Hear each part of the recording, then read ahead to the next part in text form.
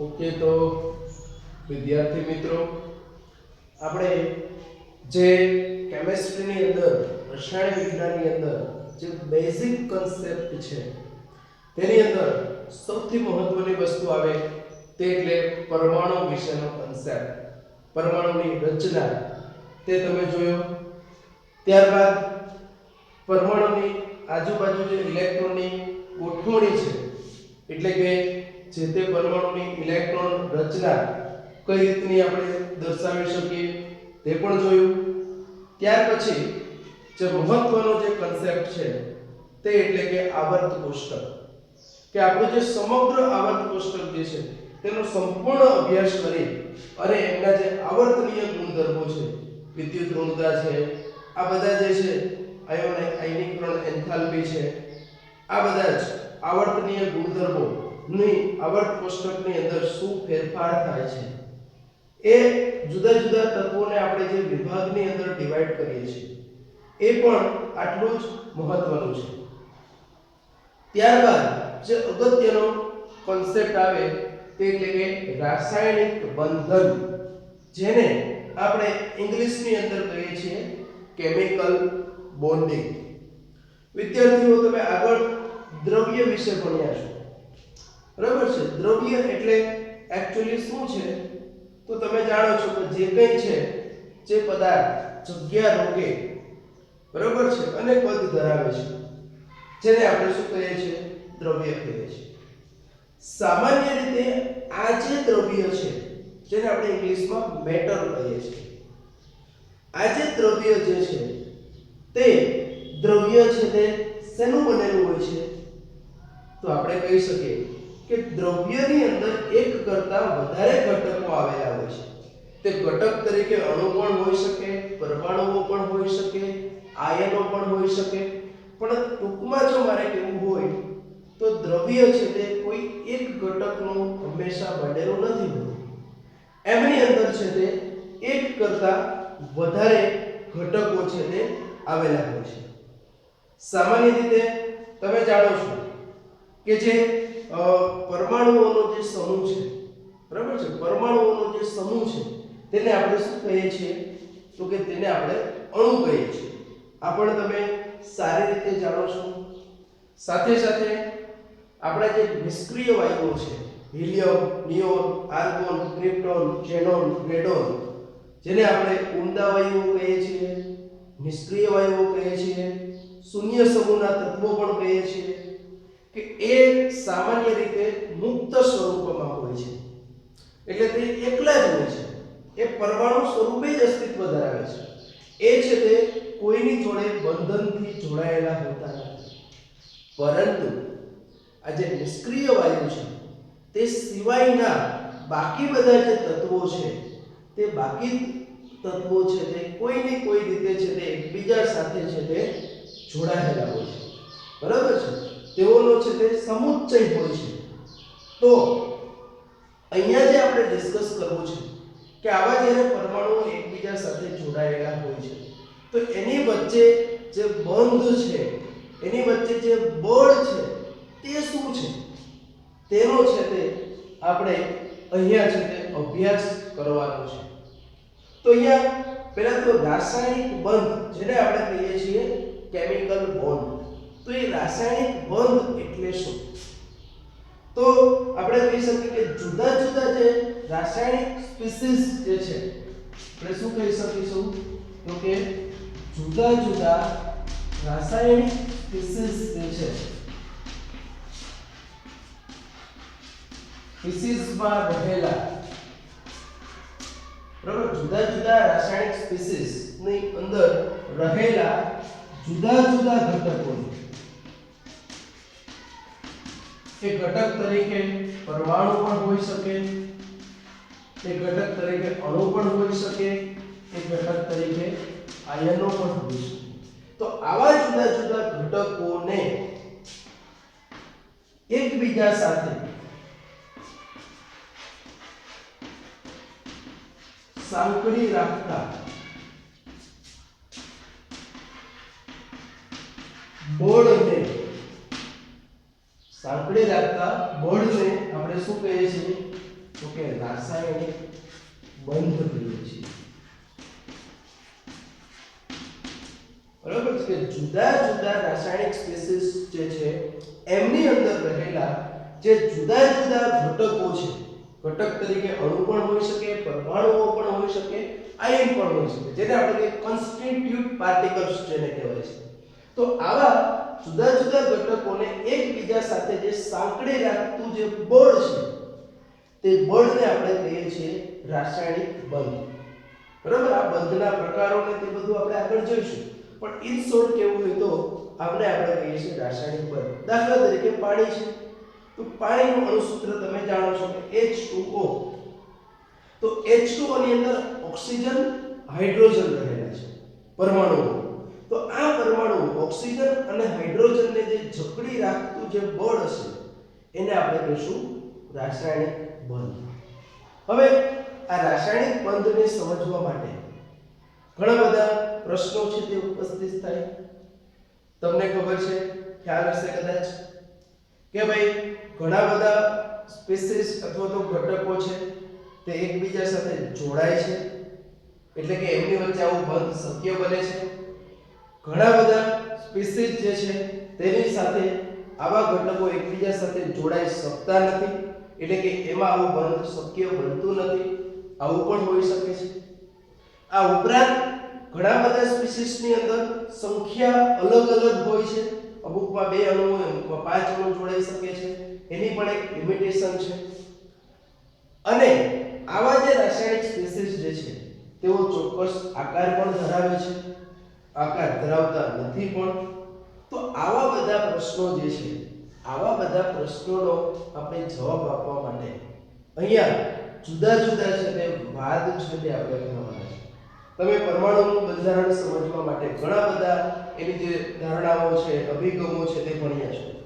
તેમ અહીંયા રાસાયણિક બંધ એટલે કે અણુનું સંપૂર્ણ બંધારણ જો આપણે સમજવું છે તો એ સમજવા માટે પણ ઘણી બધી ધારણાઓ, નિયમો, અભિગમો છે તે આપણે ભણવાના છે. એમાં સૌપ્રથમ આપણે કોસેલ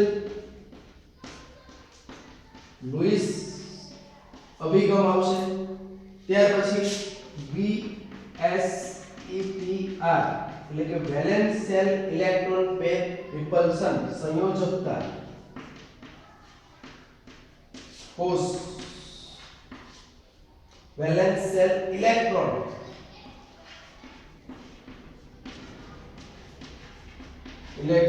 યુગ્મ અપાકર્ષણ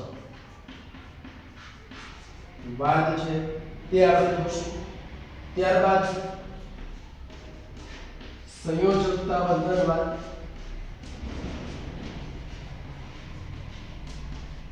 અને ત્યારબાદ જે આપણે જોવાનું છે તે એટલે કે આણ્વીય કક્ષક હેમોથિયરી. તો અહીંયા આપણે 1 બાય 1 આ દરેક અભિગમો છે તેનો અભ્યાસ કરી અને આપણે રાસાયણિક બંધ કઈ રીતનો શક્ય બને છે અણુની અંદર તે સમજવા માટેનો છે તે પ્રયત્ન કરીશું. એમાંથી સૌપ્રથમ જે આપણે છે તે કોસેલ લુઈસ અભિગમ જે છે, બરાબર, તે સમજવા માટેનો અહીંયા પ્રયત્ન કરીએ.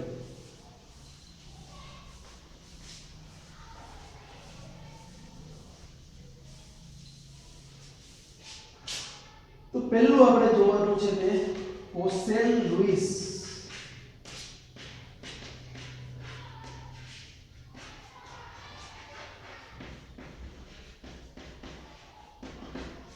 તો આજે કોસેલ લુઈસ અભિગમ જે છે કે જેની અંદર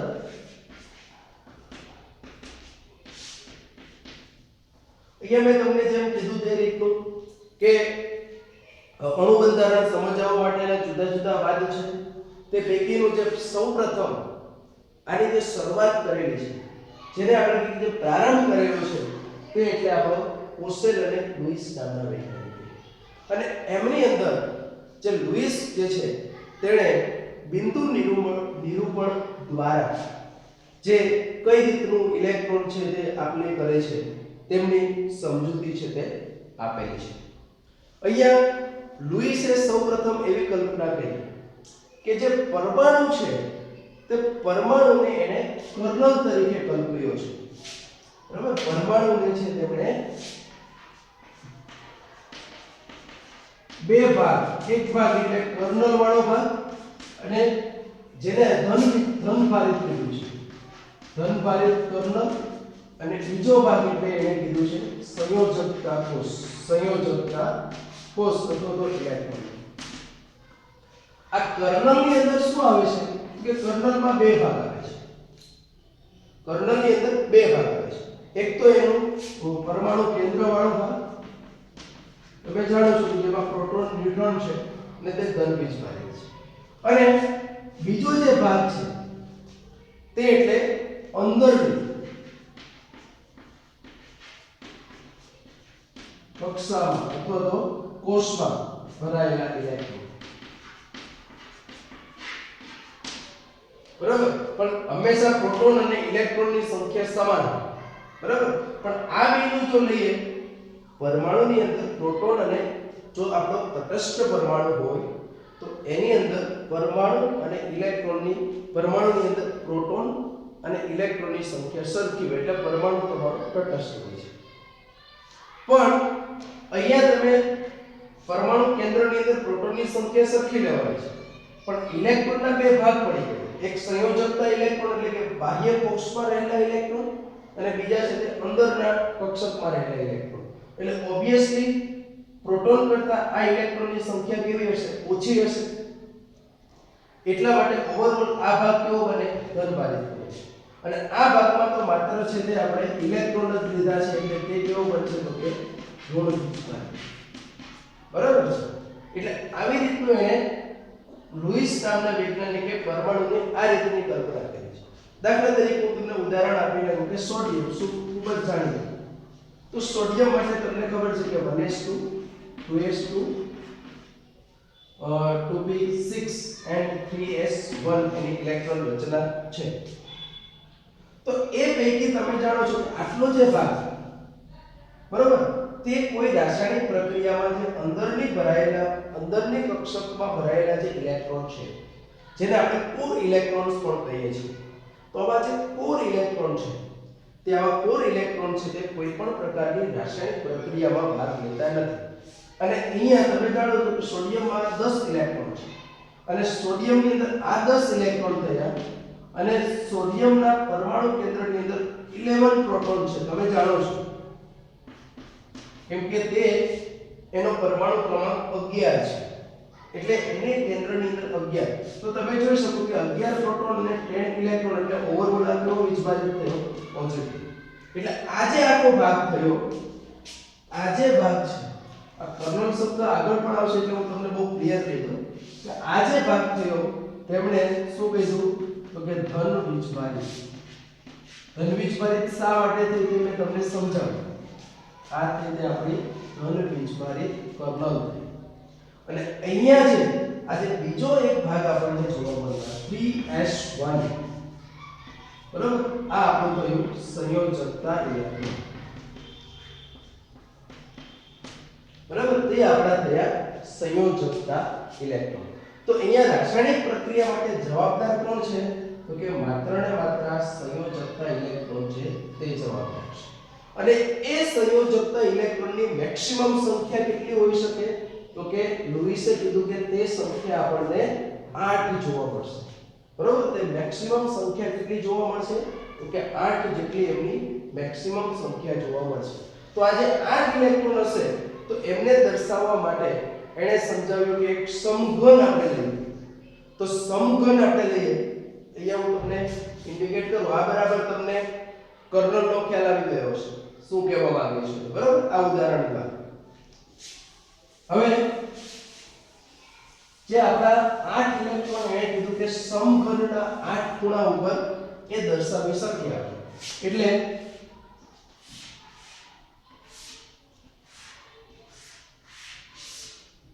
આ એક થઈ ગયો સમઘન એટલે કે ક્યુબ. આ ક્યુબમાં તમે જોઈ શકો કે 8 ખૂણાઓ છે.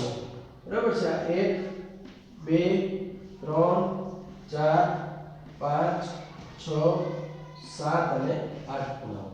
તો એમણે એવું કીધું કે મહત્તમ 8 ઇલેક્ટ્રોન. હવે એ 8 ખૂણાઓ ભરાઈ જશે એટલે કોઈ પણ પરમાણુની ઇલેક્ટ્રોન રચના કેવી થઈ જશે તો કે નિષ્ક્રિય વાયુ જેવી, જેને આપણે આગળ જઈને કહીશું કે એમનું અષ્ટક છે તે પૂર્ણ થશે તેવું આપણે કહીશું. દાખલા તરીકે હું સોડિયમની જો વાત કરું તો સોડિયમમાં હમણાં જ આપણે કીધું કે એમની અંદર છે તે કેટલા સંયોજકતા એક જ ઇલેક્ટ્રોન છે, તો એની અંદર સમઘનની અંદર એમાં સમઘનની અંદર એક જ ખૂણો છે તે ભરાયેલો હશે. બરાબર. ક્લોરીનની જો આપણે વાત કરીએ તો ક્લોરીનની અંદર તમે જાણો છો કે એની અંદર Z = 17 છે, એટલે એનો નજીકનો નિષ્ક્રિય વાયુ નિયોન થશે એની ઇલેક્ટ્રોન રચના લખવામાં. હવે બાકી રહે છે તે 3s2 3p5 એટલે 7 ઇલેક્ટ્રોન છે. તો ક્લોરીનના કિસ્સામાં શું થશે તો કે એના છે તે 7 ખૂણા ઉપર છે તે ઇલેક્ટ્રોન આવેલા હશે, એક જ ખૂણો ખાલી હશે. પણ હવે હું ક્લોરીન પછી આર્ગોન લઈ લઈશ તો આર્ગોનની અંદર એના કેટલા 18 ઇલેક્ટ્રોન છે, એટલે 3p6. એટલે આર્ગોનના કિસ્સામાં 8 ખૂણાઓ છે તે કેવા હશે તો કે ભરાયેલા હશે. એટલે એણે આવી કલ્પના કરી છે કે સમઘનના જો 8 ખૂણાઓ આપણે લઈએ તો એ દરેક ખૂણા ઉપર નિષ્ક્રિય વાયુઓના કિસ્સામાં એક એક ઇલેક્ટ્રોન ગોઠવાઈ શકે છે અને હંમેશા કોઈ પણ તત્વ છે તે એમની ઇલેક્ટ્રોન રચના નિષ્ક્રિય વાયુ જેવી પ્રાપ્ત કરવા માટેનો પ્રયત્ન કરતું હોય છે. દાખલા તરીકે હું ક્લોરીન કહું તો એની એક ઘટે છે તો એવા કિસ્સામાં તે એક ઇલેક્ટ્રોન મેળવી અને એનું અષ્ટક છે તે પૂર્ણ કરશે. આ આપણે આગળ છે તે હજી જોઈશું. તો અહીંયા આ રીતનું છે તે લુઈસે જે બિંદુ નિરૂપણ છે તે કર્યું. હવે Na+ છે, Cl- છે, આ બધું શું છે તો કે આવા આયનો ઇલેક્ટ્રોનનું સ્થાનાંતર કરીને અષ્ટક પૂર્ણ કરે. જ્યારે Cl2 F2 આ બધા છે તે ઇલેક્ટ્રોનની ભાગીદારી કરીને એનું અષ્ટક પૂર્ણ કરશે. એટલે તે આપણે ડિટેલની અંદર ભણવાનું જ છે. આ તો જસ્ટ અહીંયા આપણે એક્ઝામ્પલ આપીએ છીએ. હવે આપણે બીજી અહીંયા વાત કરીએ તો એટલે લુઈસ સંજ્ઞા વિશેની વાત કરીએ છીએ.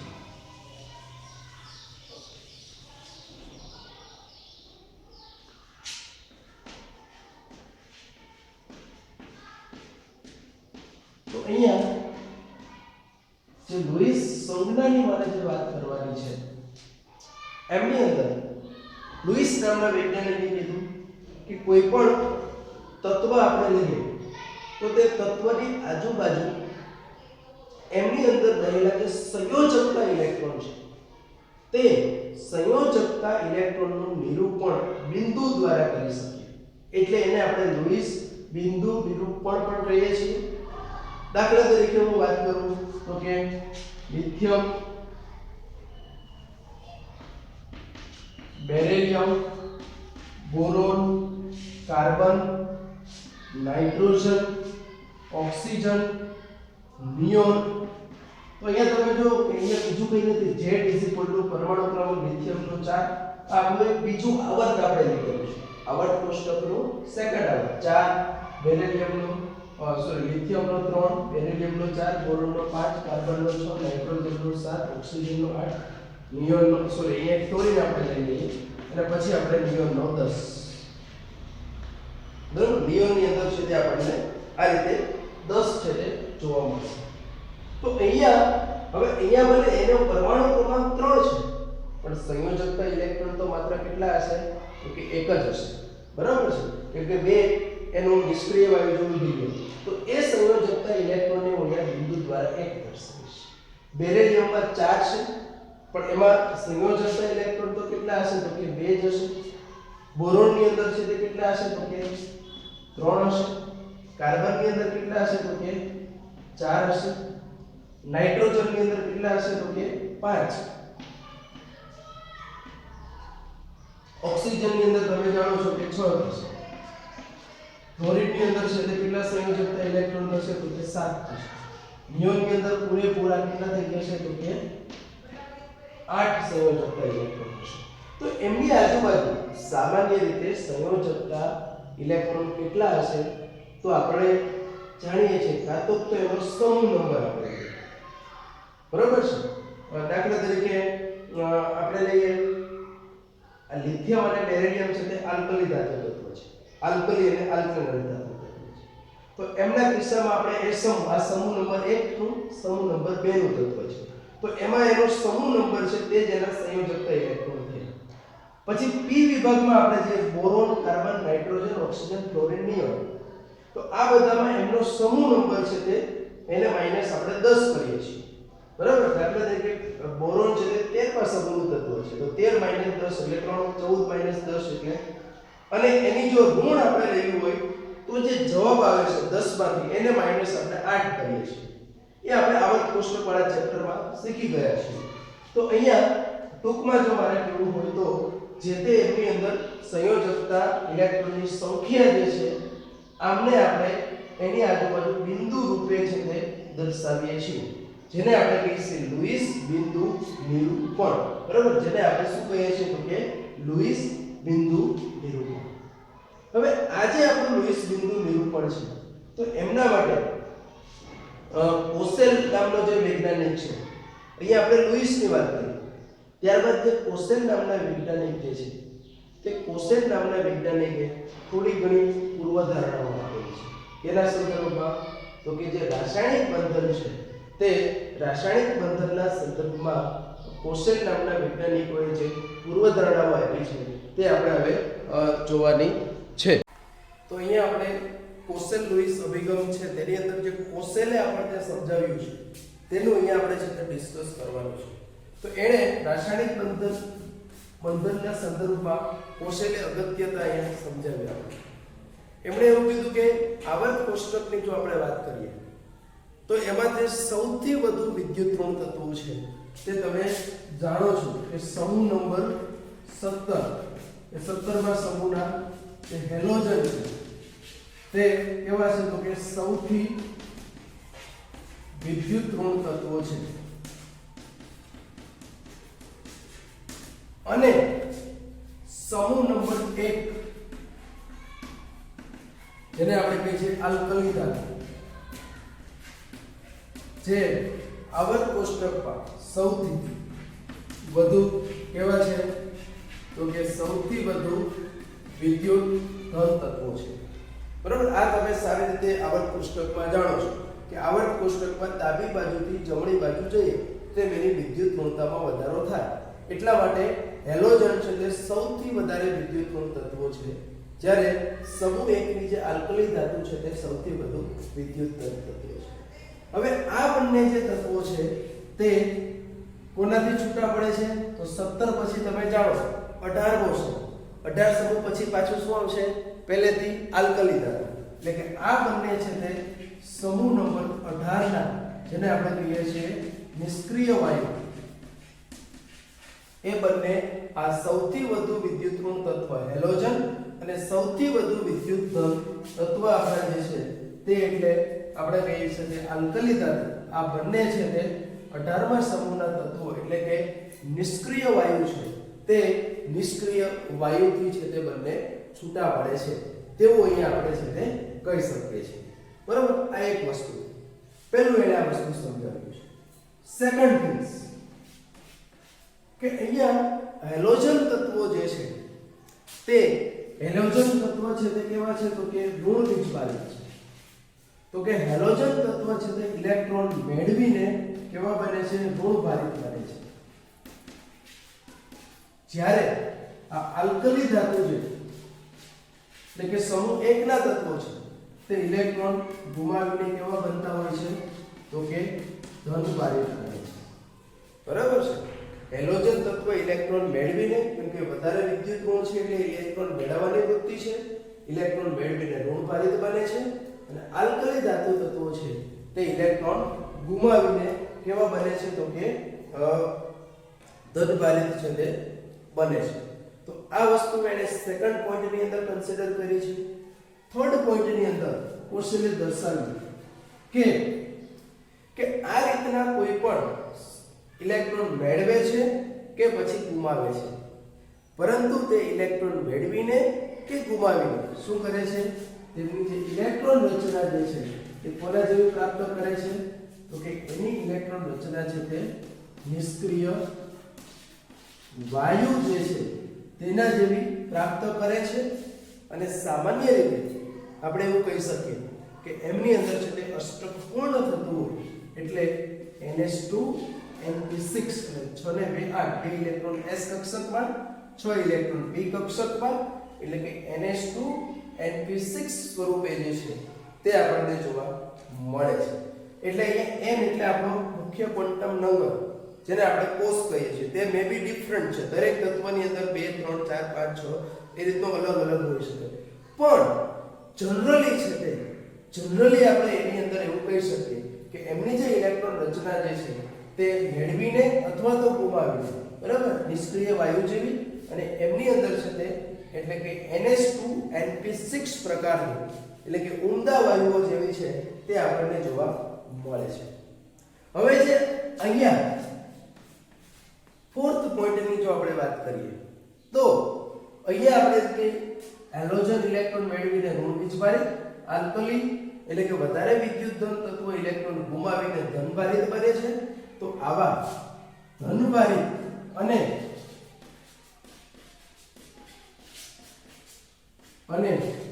આ જે ઋણભારિત જે આયનો બન્યા છે તે આયનો વચ્ચે શું હોય છે તો કે એમની વચ્ચે સ્થિર વિદ્યુતીય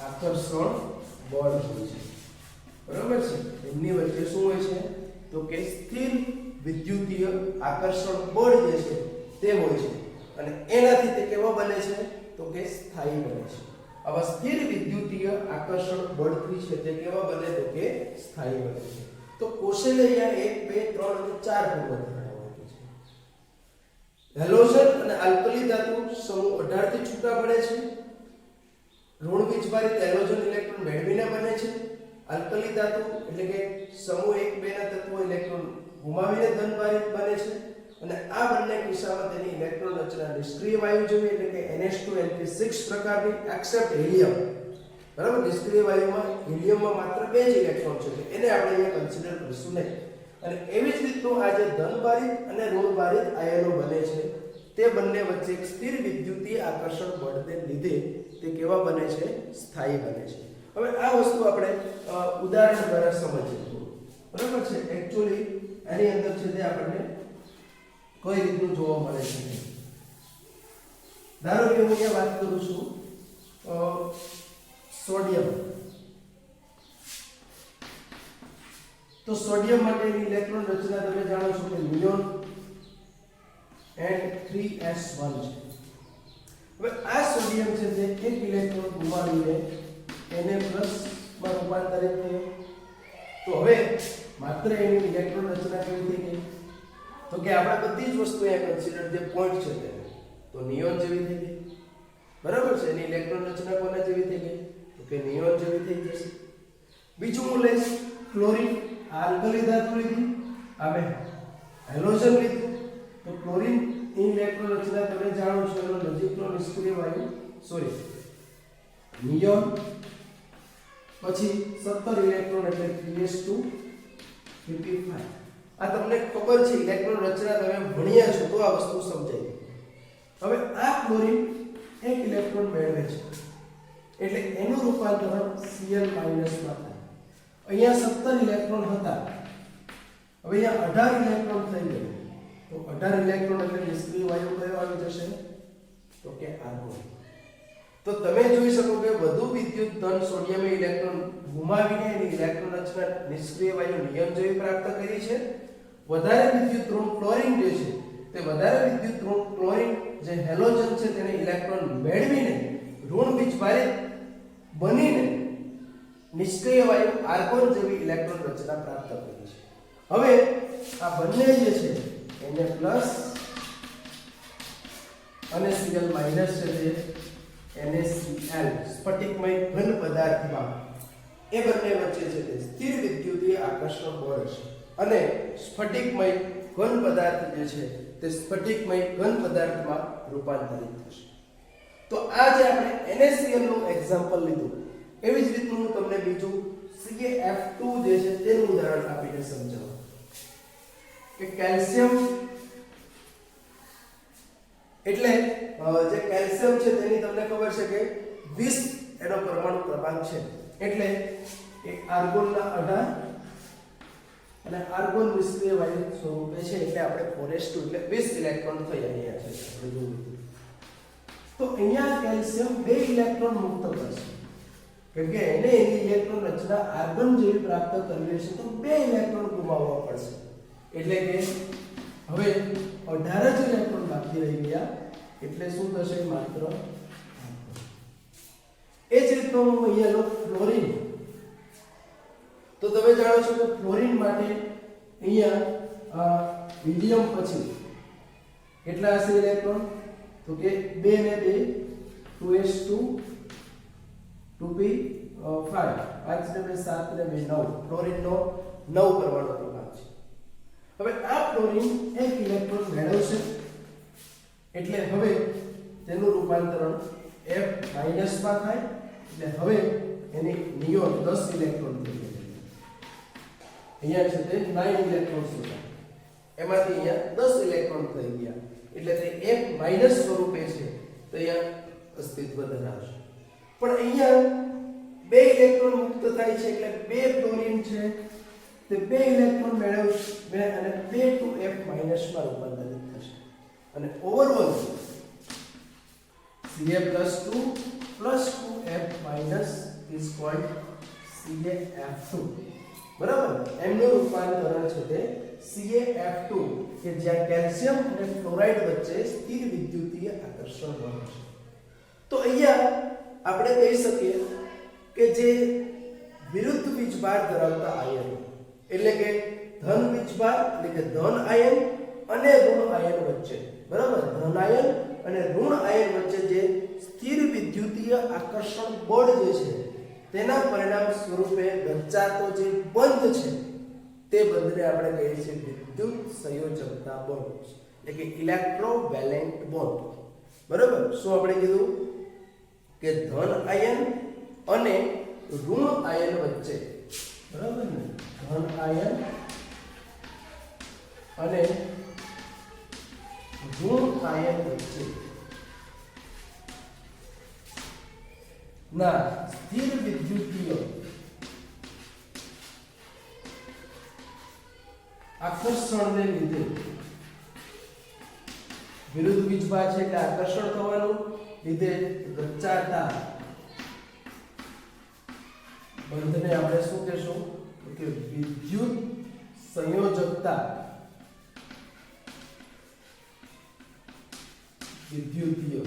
વિદ્યુત સંયોજકતા કહીએ તો પણ ચાલે.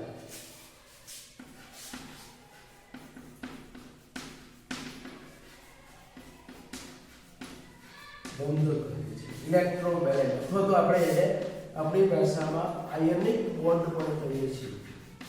બરાબર. એમને આપણે આયનિક બંધ તરીકે પણ ઓળખીએ છીએ. તો આવા કિસ્સામાં જે તે આયન ઉપર રહેલી જે એમનો વીજભાર જે છે બરાબર વીજભાર જે છે એ એમની શું થશે તો કે જે તે આયનની સંયોજકતા બનશે. બરાબર. જે તે આયનની એટલે કેલ્શિયમના કિસ્સામાં 2 વીજભાર છે એટલે એની સંયોજકતા કેટલી બનશે તો કે 2 બનશે.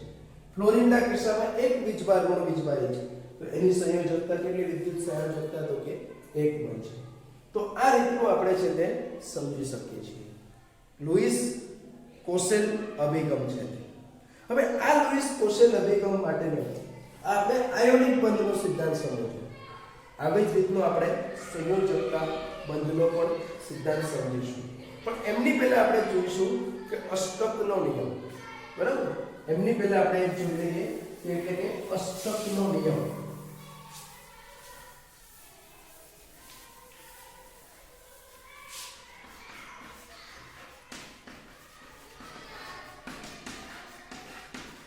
જેને આપણે ઇંગ્લિશમાં કહીએ છીએ ઓક્ટેટ રૂલ.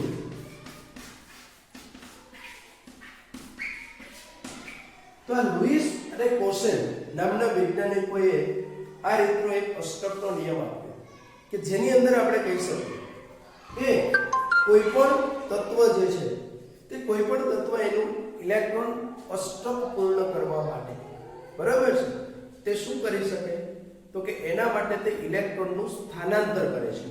ઇલેક્ટ્રોનનું સ્થાનાંતર એટલે કાં તો ઇલેક્ટ્રોન મેળવે છે અથવા તો ઇલેક્ટ્રોન ગુમાવે છે. આપણે હમણાં જોયું કે સોડિયમે ઇલેક્ટ્રોન ગુમાવ્યો અને ક્લોરીને તે ઇલેક્ટ્રોન મેળવ્યો, એટલે એક પ્રકારનું શું થયું હતું કે સ્થાનાંતર. અથવા તો તે શું કરે છે તો કે ઇલેક્ટ્રોનની ભાગીદારી કરે છે. એટલે કોઈ પણ આવર્ત કોષ્ટકમાં રહેલું કોઈ પણ તત્વ છે તેમનું સ્થિર સ્વરૂપ પ્રાપ્ત કરવા માટે, એટલે કે એનું નિષ્ક્રિય વાયુ જેવી રચના પ્રાપ્ત કરવા માટે, એટલે કે એનું અષ્ટક પૂર્ણ કરવા માટે તેની પાસે બે ઓપ્શન છે.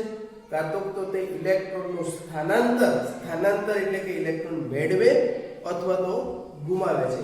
ઇલેક્ટ્રોનના સ્થાનાંતર દ્વારા અથવા તો ઇલેક્ટ્રોનની ભાગી દ્વારા છે તે અષ્ટક પૂર્ણ કરે છે, જેને આપણે અષ્ટકનો નિયમ તરીકે ઓળખીએ છીએ. બરાબર. આમાંથી આપણે પહેલી વસ્તુ અહીંયા સમજીએ કે ઇલેક્ટ્રોનનું સ્થાનાંતર દ્વારા કઈ રીતનું એમની ઇલેક્ટ્રોન રચના નિષ્ક્રિય વાયુ જેવી કરે છે અથવા તો આપણે કીધું કે અષ્ટક પૂર્ણ કરે છે, તે આપણે સમજીએ. પરંતુ ઇલેક્ટ્રોનની ભાગીદારીથી પણ તે કઈ રીતનું અષ્ટક પૂર્ણ કરે છે તે હવે આપણે સહસંયોજક બંધ છે તેના સંદર્ભની અંદર છે તે ભણીશું.